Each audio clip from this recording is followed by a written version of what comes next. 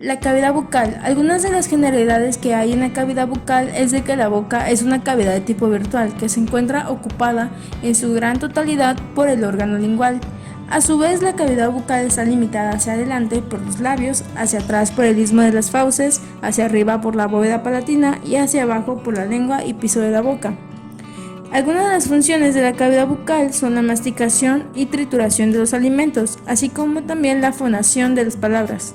Y algunos de los órganos que constituyen al sistema bucal son los labios, mejillas, lengua, paladar, dientes, periodoncio y glándulas salivales. La mucosa bucal. La cavidad bucal, como toda cavidad orgánica que se comunica con el exterior, está tapizada por una membrana mucosa de superficie húmeda. Esta, a su vez, la mucosa bucal está compuesta por dos capas principales, la cual es el tejido epitelial, que es de origen ectodérmico, y el tejido conectivo, o también llamado como lámina propia, que es de origen ectomesenquimático. Estas dos capas van a estar unidas por una membrana basal, que esta no va a tener una relación lisa, sino suele ser ondulada, y a esto se le va a llamar como papilas coriales. Pero a su vez, este epitelio se proyecta hacia la lámina propia en forma de invaginaciones que se interdigitan y con las papilas coriales y reciben el nombre de crestas epiteliales. Y bueno, cabe recalcar que la mucosa bucal está compuesta por el epitelio, por la membrana basal y por la lámina propia o corial. El epitelio. El epitelio es de tipo plano o pavimentoso estratificado. Este a su vez se va a dividir en epitelio plano queratinizado, epitelio plano paraqueratinizado y epitelio plano no queratinizado. En el epitelio plano queratinizado va a estar dividido en tres poblaciones: en una intrínseca, extrínseca y transitoria. En la intrínseca encontramos que el 90% son células queratinocitos, y estas se encuentran en lo que es el epitelio. A su vez, esos queratinocitos se van a dividir en capas o estratos, que se va a llamar estrato basal, estrato espinoso, estrato granuloso y estrato córneo. En la población extrínseca, el 9% son células permanentes, y este va a ser ajeno a lo que es el epitelio. Entre estas células permanentes encontramos los melanocitos, que van a dar color de la piel, las células de Merkel, que estas van a estar en la capa basal del epitelio bucal o epidermis, y las células de Langerhans, que estas van a ser prolongaciones de tipo dendrítico. Ahora, el epitelio plano paraqueratinizado va a ser constituido por núcleos pinópticos, patrones micróplicas de tipo 2, 3 y 4, y van a conservar núcleos y organelas celulares. Y por último, los epitelios plano no queratinizado, van a estar divididos en tres capas: en una capa basal, una capa intermedia y una capa superficial. La membrana basal. La separación que existe entre el epitelio y el tejido conjuntivo se va a llamar como membrana basal.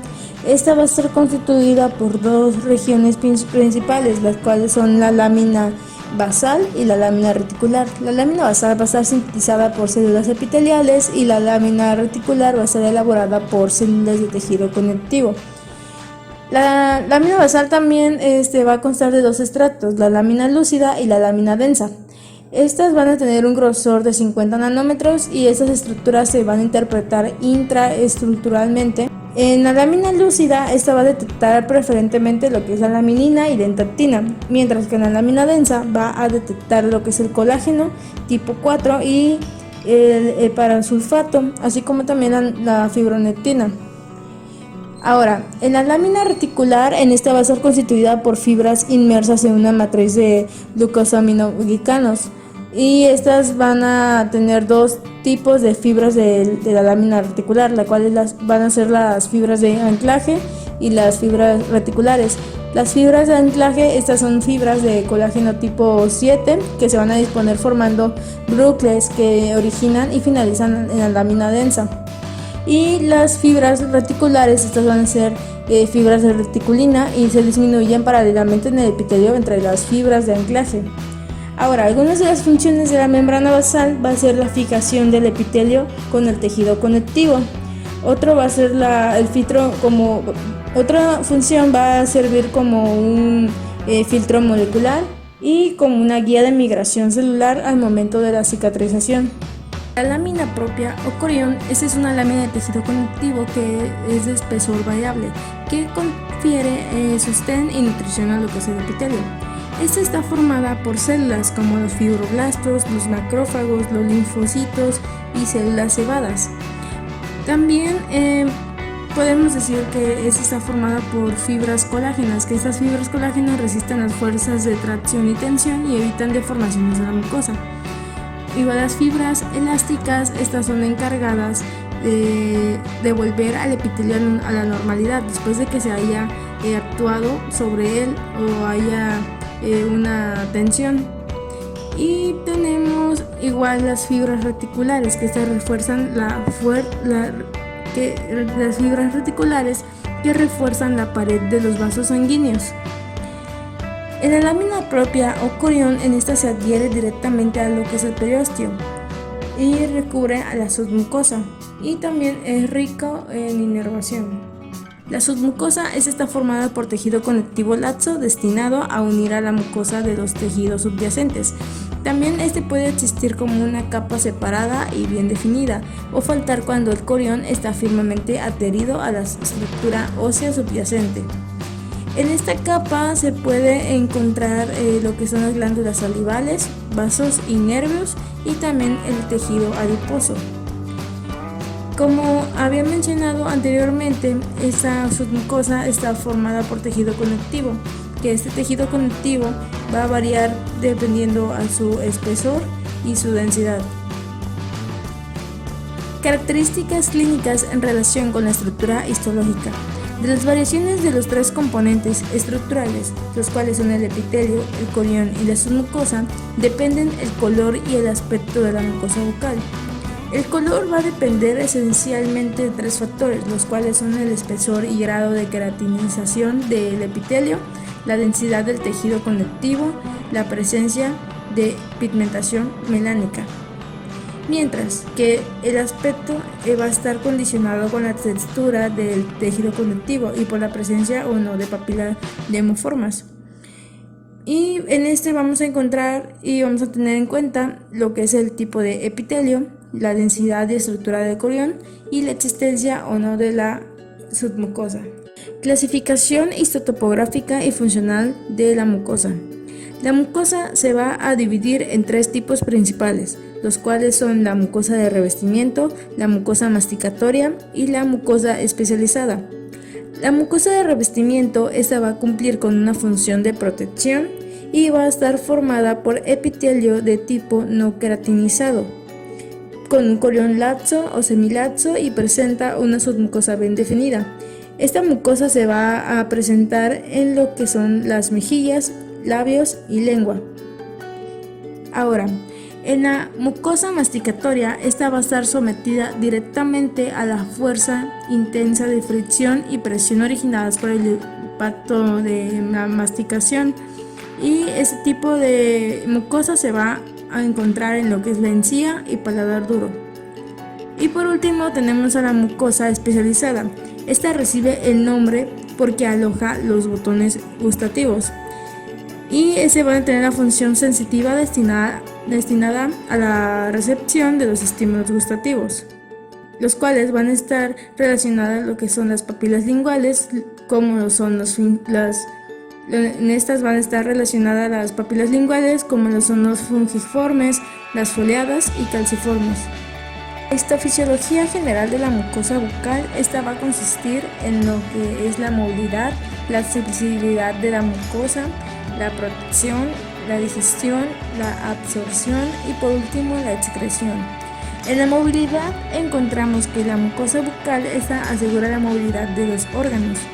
En el piso de la boca, la mucosa es sumamente delgada y semejante a una cerosa. Esta va a permitir una mayor movilidad al momento de la masticación. Después tenemos la sensibilidad de la mucosa. En esta va a variar mucho de la zona en la que se encuentre. Es casi nula en el piso de la boca y en la cara interna de las mejillas, pero sumamente delicada en lo que son los labios, donde se adaptan a las necesidades de la prevención y de contactos exteriores. Después encontramos la protección, tal como lo dicen, Esta mucosa va a encargarse de proteger lo que es la cavidad bucal. Y en la digestión, la función digestiva de la mucosa bucal no se limita solo al efecto de la masticación. En la saliva existe una enzima que va a ser la amilasa salival, y en esta se va a iniciar el metabolismo de los hidratos de carbono. Después encontramos la absorción, que es la capacidad de la mucosa de filtrar ciertos cuerpos que hacen de ella una buena absorción, como lo es la mucosa de la porción ventral de la lengua. Y por último encontramos la excreción, que finalmente es probable que ciertas zonas de la encía tengan poder para eliminación de algunos tipos de sustancias. Órganos que constituyen la cavidad bucal. Dentro de esta encontramos los labios. Los labios, estos van a estar limitados hacia arriba por el tabique nasal, hacia abajo por el surco mentolabial y hacia los lados por el surco nasal y labios genianos. Dentro de esta encontramos lo que son las zonas topográficas de los labios, los cuales son la piel del labio, la zona de transición y la mucosa del labio. En la piel del labio, la superficie externa del labio va a estar recubierta por una piel fina que contiene folículos pilosos, glándulas sebáceas y sudoríparas. En la zona de transición, en esta zona está presente no solo por la especie humana, y es de un color rojo y tiene una coloración que va a estar constituida de una dermis densa muy vascularizada. Y por último, en lo que es la mucosa del labio, en esta mucosa va a estar constituida por un epitelio plano estratificado no queratinizado, cuyas células superficiales presentan algunos núcleos pipnóticos y se descaman. Las mejillas o carrillos, estas van a constituir las paredes laterales de lo que es la cavidad bucal. Hacia adelante, estas están limitadas por los labios. Tienen en su superficie externa una piel fina y en su superficie interna mucosa lisa, rosada y húmeda. Estas están formadas por epitelio plano estratificado no queratinizado, que es característico de las superficies epiteliales húmedas sometidas a las constantes roces y desgastes. Y por último, también encontramos que va a dar origen a lo que es el conducto de esternón, que es un conducto de las glándulas salivales. Corresponde a lo que es la glándula parótida. La lengua es un órgano muscular tapizado por mucosa. Va a estar constituido por la mucosa, la submucosa y tejido muscular estriado. A su vez va a cumplir una función muy importante, la cual es la recepción de los estímulos del gusto. La lengua, lo que es la mucosa, en esta se va a dividir en una cara dorsal y una cara ventral. En lo que es el cuerpo o zona bucal de la lengua, vamos a encontrar la formación de las papilas, la cual van a ser las filiformes, las fungiformes, las calciformes y foliadas. Las papilas filiformes, esas van a constituir el tipo numeroso y va a tener una forma cónica, mientras que las fungiformes, esas van a recibir un nombre que se proyectan como pequeños hongos. En las papilas calciformes, estas van a ser las papilas más grandes de la lengua y van a constituirse desde 7 hasta 12 papilas. Y por último tenemos a lo que son las papilas foliadas, que estas se encuentran en números de 3 a 8 a cada lado de la lengua. Ahora, en lo que es la raíz o zona bucofaringea de la lengua, vamos a encontrar la formación de los nódulos linfáticos, que estas son prominencias que se observan a nivel de lo que dependen los cúmulos. Y igual encontramos lo que son el anillo linfático de Golgier, que ese va a estar junto con lo que son las amígdalas palatinas, tubáricas y faringes. Ahora, también encontramos lo que es la mucosa, que esta va a estar constituida por tejido conectivo tipo denso, y la capa muscular, la cual va a ser constituida por una masa de haces entrelazados de fibras musculares estriadas esqueléticas. Estas van a estar insertadas en lo que es la submucosa y va a permitir la amplia gama de movimientos de En el piso o suelo de la boca, la membrana de la mucosa, esta va a estar muy delgada y muy adherida a lo que son las estructuras subyacentes para permitir una gran movilidad en lo que es la lengua. En este va a tener un epitelio no queratinizado y las papilas de la lámina propia, estas son cortas. El tejido conectivo laxo va a estar altamente vascularizado y va a ser rico en fibras elásticas. Y por último tenemos que la submucosa va a contener tejidos adiposos, las glándulas sublinguales que se encuentran próximas a la mucosa de revestimiento en el pliegue sublingual. El paladar duro. Es necesario que la boca tenga un techo resistente que permita que la parte anterior de la lengua se pueda apoyarse sobre él. Es por ello que se logra un techo de tejido óseo que está revestido en su parte interior por un epitelio plano estratificado queratinizado y por un corión de tejido conectivo denso. Este va a formar en la línea media un reborde óseo al cual el epitelio queda fijado mediante un tejido conectivo de espesor mínimo. A este se le va a llamar como rafe medio.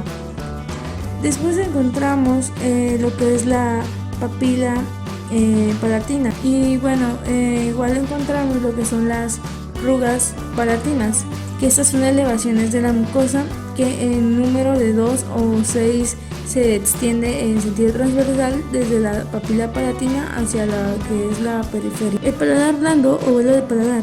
Esta es la continuación posterior del paladar duro. Sus funciones son diferentes de las de este, ya que no tiene que resistir el empuje de la lengua, sino que debe de ser móvil, de manera que al deglutir pueda elevarse y cerrar la parte nasofaringe y así poder evitar que los alimentos pasen a la nariz. Este paladar blando va a presentar un epitelio plano estratificado no paraqueratinizado y un corión liso. Este a su vez va a presentar una mucosa, que esta mucosa va a ser de un color rojizo intenso que va a contrastar con el color rosa pálido de la bóveda palatina, mientras que su submucosa es de tejido conectivo laxo y va a poseer una capa continua de glándulas mucosas. Biopatologías y consideraciones clínicas. Dentro de esta unidad vamos a ver algunas de las patologías que pueden presentarse. Todo esto va a comenzar con una alteración, el cual es un proceso de proliferación que incrementa el número de células. La primera alteración que encontramos es la hiperplasia, la cual es un aumento de las hileras de población epitelial, que vamos a llamar como hiperplasia. Por lo tanto, la hiperkeratosis esta es cuando se produce un aumento de los elementos de la capa córnea, y después encontramos lo que es la diskeratosis, que esta es la alteración del proceso de diferenciación queratinocítica. La displasia. La displasia esta es una proliferación hiperplásica que se une con una alteración en el proceso de diferenciación. Después encontramos la hipertrofia, que la hipertrofia este es un aumento de volumen celular, mientras que la atrofia esta va a ser va a caracterizarse por la disminución de lo que es la masa o el volumen de las células del epitelio que ya habían alcanzado previamente. Por ejemplo, cuando son los músculos puede haber una disminución de anormal de lo que son las células. Después encontramos lo que es la hipoplasia, que se origina por una menor producción o exceso de eliminación de células, por lo cual disminuye el volumen individual de los elementos celulares, que esto vamos a llamar como hipotrofia. Ahora, las enfermedades que afectan lo que es la mucosa bucal puede presentarse como úlceras, como ulceraciones y como erosiones. Las úlceras estas van a consistir en una pérdida de la sustancia profunda y de carácter crónico, y se van a distinguir de una herida porque la úlcera esta va a estar en tendencia hacia la curación. Mientras tanto, una ulceración esta va a consistir en una pérdida de sustancia aguda o subaguda, en la existencia de la tendencia de cicatrización. Después encontramos lo que es la erosión, la cual es una pérdida de sustancia que afecta solo el epitelio, y se le va a conocer como erosión y no de úlcera.